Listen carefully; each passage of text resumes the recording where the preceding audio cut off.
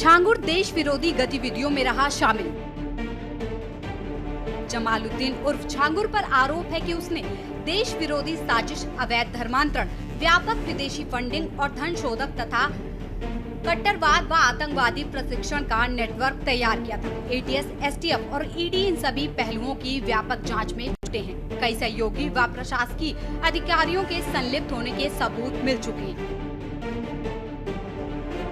छांगुर पर आरोपों का ब्यौरा, अवैध धर्मांतरण और नेटवर्क का विस्तार।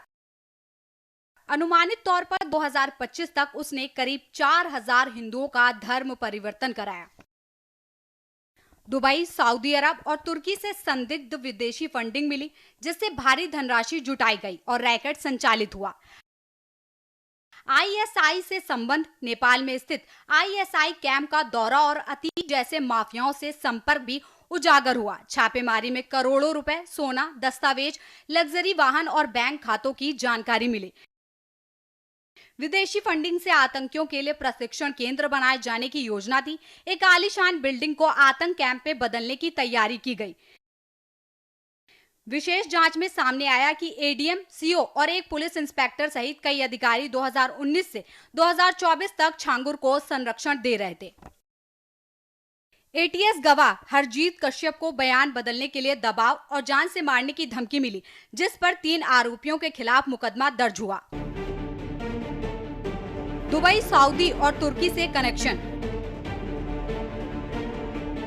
बता दें कि जांच में सामने आया कि छांगुर के दुबई, सऊदी अरब और तुर्की से भी संपर्क हैं। फिलहाल सुरक्षा एजेंसियां आशंका जता रही कि उसका संपर्क प्रतिबंधित विदेशी संगठनों से भी हो सकता है। उसके घर से मिली फाइलों में कुछ ऐसे संगठनों के नाम पाए गए जो खुफिया एजेंसियों की नजर में हैं। बता दें कि बलरामपुर जिले से उतरौला क्षेत्र स्थित मधुपुर गांव से एक बड़े षड्यंत्र का पर्दाफाश हुआ है। यह छांगुर उर्फ जमालुद्दीन के घर से एटीएस को आपत्तिजनक दस्तावेज और संदिग्ध फाइलें मिली हैं, जिनसे उसके राष्ट्र विरोधी गतिविधियों में लिप्त होने के प्रमाण मिले हैं। एटीएस की शुरुआती जांच में ये खुलासा हुआ कि छांगुर सिर्फ अवैध धर्मांतरण ही नहीं बल्कि राष्ट्र विरोधी गतिविधियों को भी संचालित कर रहा था। उसका गिरोह देश भर में फैला हुआ है, जिसमें 3000 से अधिक लोग सक्रिय बताए जा रहे हैं। गिरोह के तार केरल, कर्नाटक, चेन्नई, महाराष्ट्र और नेपाल तक जुड़े होने की बात सामने आ रही है।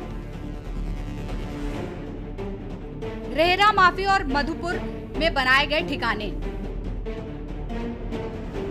आपको बता दें कि छांगुर ने रेहरा माफी और मधुपुर गांव को अपना अड्डा इसलिए बनाया था ताकि उसके नेटवर्क से जुड़े लोग सुरक्षा एजेंसियों की निगरानी से दूर रह सके। यहाँ से ऑपरेशन चलाने में आसानी होती थी और वो गुप्त रूप से गतिविधियां संचालित कर रहा था। एटीएस ने अब तक छांगुर के 8 करीबियों को बलरामपुर से गिरफ्तार किया है। शेष सहयोगियों को नेटवर्क के अन्य गुर्गों की तलाश जारी है।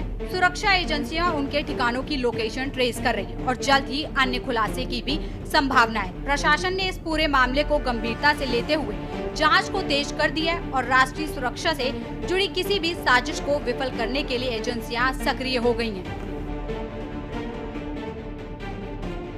छांगुर सिंडिकेट का अंडरवर्ल्ड से कनेक्शन।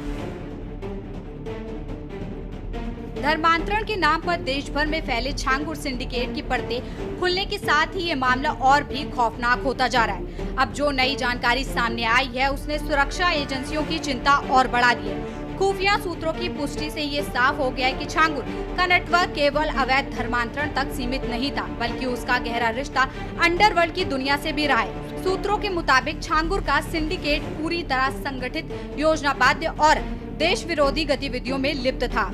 स्पेशल डेस्क, के न्यूज़ इंडिया।